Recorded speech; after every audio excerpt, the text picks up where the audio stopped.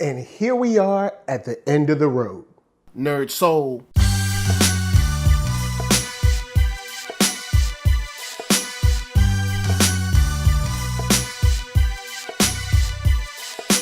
Late Ill Kid at OneYoungsta, holding it down, bringing that street geek and nerd soul. What is up, my people, today?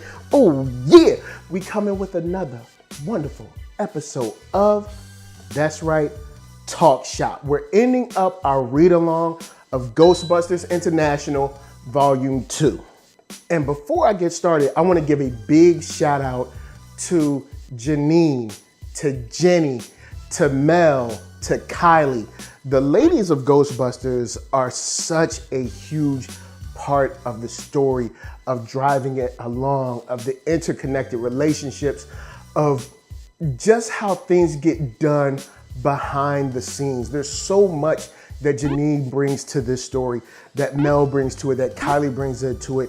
There's such great role players that you almost don't notice them until you think about, oh, Kylie did this. She has, this kind of like photographic memory, or Mel can do this. She's got the leadership. She's in the FBI.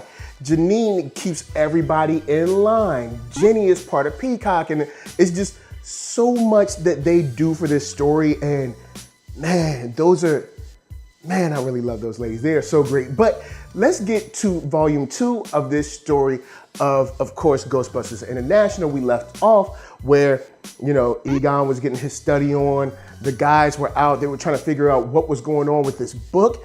And right now we find, of course, our sort of B team with Kylie, Mel, and Egon heading down to Puerto Rico because there's a ghost that people are antagonizing by actually daring each other to, I guess, go out to find it, to like poke it with a stick, if you will. And I like this part of the story because it seems something that would normally happen. I mean, of course, I'm not sure if you've ever dealt with it, but when I was younger, everybody always knew about this haunted house here, this haunted house there, and people would always dare people to like walk by it, walk into it, go to the backyard, all kinds of stuff, because whenever there's something scary going on, there's always some dumb kids looking to dare you to do something about it. So that's something that really like hit home for me, and it was cool to see Mel kind of take a lead position with, speaking language, being able to know the area, know the history, stuff like that. And also see Kylie as such a great resource for her, even when they were like later on searching for Egon. Like there is so much good stuff in here. Like when they go to Ireland, I love how Pete makes the deal with, I believe Abel. I hope I'm not pronouncing it wrong, but Abel, of course, she's sending her banshees up against one of Walter Peck's family friends. Pete makes this deal so fast that it almost made me cringe, because I was like, dude, do we really know exactly what the deal will be? But I think Pete has such an attitude that's, I guess you could say, cavalier when it comes to stuff like this, like dealing with guys, because I guess he's figuring like, yo, look, we've been in trouble before. We'll figure it out. We'll cross that bridge when we get to it. And it's characterizations like this that I think are very strong for the Ghostbusters comic book. Of course, that's because of Eric Burnham. The art is still on fire because Dan Schoening's there. Like this team is just what I love, like about just the journey through this read along has been real good for me, because I've loved the art. I've loved the characterization, the dialogue, all of that has been just so good for me. And one thing that I really loved is through part of this adventure, we lose our Egon. And when we lose our Egon, it just shows how cool and how smart Egon is to let loose his ghost to start the recording, so everybody back at the firehouse can actually see what's going on. It's just these small little touches of their character that help the story be engaging, be enthralling, and something that it's a true page turner. At least if you're into the Ghostbusters comic book, Ghostbusters International, even though it sounds very generic, it's something that I think you should read.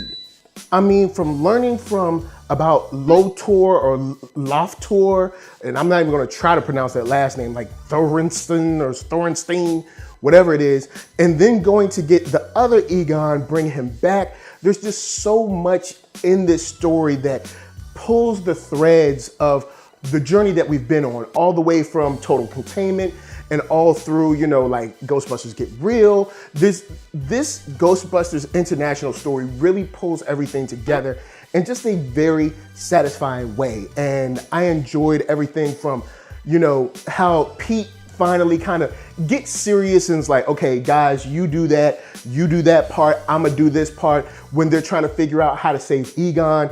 I love how when we deal with Loftor or whatever after he gets rid of Erland and the way he get rid of him. But I love the way that they just deal with it step by step, and you see their confidence because their confidence has grown. Like if you read Total Containment, you can see how they're still kind of shaky. I mean, they beat Gozer, but they're still kind of shaky. But now in Ghostbusters International, they have seemed to kind of come into their own.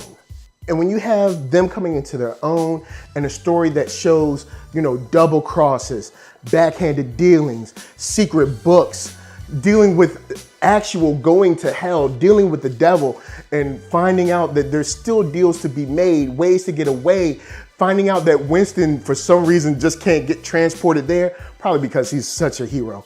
But it's just so satisfying. So guys, I know we have been reading this for a long time, and I don't know if you know, but I did a whole video about why Mass Hysteria should be a movie. But now that I've seen everything, I think that you could make Total Containment, you could make Mass Hysteria, and you could also make, yeah, I'm gonna go and throw it in there, Ghostbusters International into a film as well. And then you could have like a nice short of, you know, the Sandman storyline and Annual, maybe as a post-credit or something really cool, or something that you just throw online between those films.